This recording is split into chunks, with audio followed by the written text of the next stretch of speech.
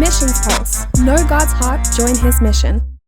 Welcome back to Missions Pulse, where we encourage you to know God's heart and join His mission. Super excited about this conversation today. It's going to be a unique one because this is my first time to actually see Mr. Geoffrey Breedwell face to face.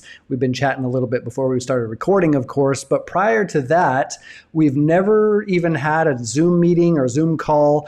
However, after meeting on Twitter, we actually connected, and he did the entire book, The Mind of a Missionary, as an audiobook, brought it to life in a powerful way. And Jeff, I'm super excited to have you on, and welcome to the show, man.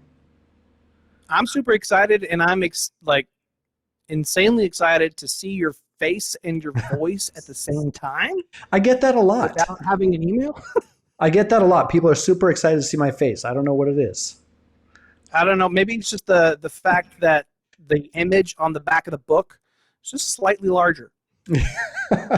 Yeah, and man, I mean, it's been this. You have to catch me up a little bit. You told me a little bit how we connected, but how is it that someone who I've never met, never had a face-to-face with, out of the blue, you're like, hey, I want to do your audiobook. I mean, this is a big job. I don't know if people realize to do an entire audiobook is no joke. And you spent, a couple, 3 months on it, 4 months. It was 3 months while I was also working full-time. Yeah, and that's what I so appreciate. And you brought this entire book to life in unique ways. Catch me up on how did all this happen? I think the biggest part is I got your book first on Amazon. I was looking through different books while I was studying for my MDiv, and I read it. It, literally almost like kicked me in the gut, just hurt. Sorry about that. It really challenged me. And then when you talked about doing an audiobook on your Twitter, I was like, oh, okay, well, let me try. And I was just like, hey, I'll do Mind of a Missionary for you. And you just like, okay, great. We start typing back and forth, and all of a sudden, 3 months later, 4 months later, somewhere around there, we've got a new audiobook, and it's being promoted on everywhere. And I love it. It's fantastic. Yeah. And I have to, first of all, express my appreciation and gratitude. I mean, we were talking a minute ago, too. You brought this book to life not in the typical just audiobook fashion, because I quote, I can't remember how many missionaries I interviewed, 250 maybe, or 200. Yeah. And not all of them found their way into the pages of the book, but those who did. And then you have these historical, even legendary missionaries like Hudson Taylor, and then you got the C.T. Studs, and they're all from different places, right? You got the Andrew Murray from South Africa. You have Kiwis, Australians, Northern Irishmen, British. You've got Germans in there with Nicholas von Zinzendorf. The Zinzendorfs. And you turn them all alive because you got this amazing ability of doing accents. Are you going to give us like a little show here, a little taste of how this even works? Well, I mean, if you need me to, dancing for you, certainly can. Okay, you do that. No problem. That's Kiwi. I hear Kiwi. Yep, so you hear the Kiwi. Okay, look, the biggest part about the whole audiobook thing is that while I'm doing it, I got to make sure I'm supporting the Sox while I'm doing it. We don't even need to guess. We got to go for the Sox. We got to go for the ball. That's the biggest part. Then, we got to hop across the pond to have a wee bit of time. Have something go on about. Oh, then we can, just hop across the other channel and have a great, wonderful time over a pint, and maybe we'll go for a walk later. Yeah. And have a wonderful time. Or you want to go for a walk, do you? Right. Okay, here we go. That's not even Scottish right there. That's Braveheart. You went from London. You went from London to Dublin to Glasgow, but then you took me to Braveheart right there. I did. I took you back in time. Yeah. I heard William Wallace come out of you. Right.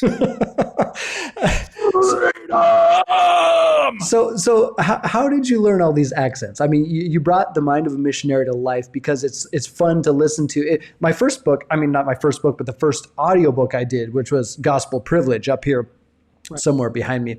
I did myself, and I'm happy with it as it came out good, but it is completely different than The Mind of a Missionary because it's like listening a little bit to Adventures in Odyssey with all these live characters. I felt like I was listening to, a mature version of Adventures in Odyssey, although sometime it veered toward immaturity as far as the bloopers and outtakes that I heard.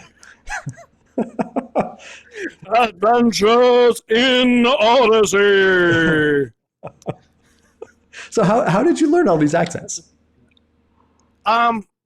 So I grew up on the stage, and my dad would do local productions and local plays, and I would be baby Jesus to Oliver Twist, which is really what started the British accent. And then as I started getting more and more interested, I learned stand-up comedy, and I got really big into Saturday Night Live.